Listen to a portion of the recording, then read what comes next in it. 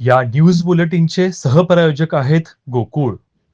भारतीय महिला क्रिकेट संघाची स्टार फलंदाज स्मृती मंधनाचे वडील श्रीनिवास मंधना यांना आज मंगळवारी सकाळी सर्वहित हॉस्पिटलमधून डिस्चार्ज देण्यात आला.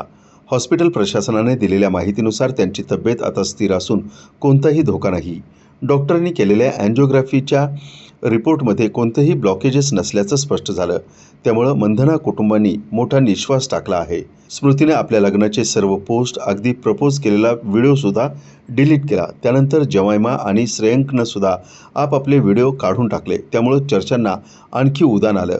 लग्न मोडलं का? दोघांमध्ये काही बिनसलं का? या सगळ्या चर्चांना पूर्णविराम देत दोन्ही कुटुंबांनी स्पष्ट केलं की लग्न मोडलं नाही, तर फक्त काही काळासाठी पुढे ढकललं आहे. सध्या संपूर्ण लक्ष स्मृतीच्या वडिलांच्या आरोग्यावरती केंद्रित केलं आहे. आता स्मृती मंधनाचे वडील ठणठणीत आहेत. त्यांना हॉस्पिटलमधून डिस्चार्ज मिळाला आहे. त्यामुळं विवाहाचा नवीन मुहूर्त कधी असणार याकडं साऱ्यांचंच लक्ष लागून राहिलंय.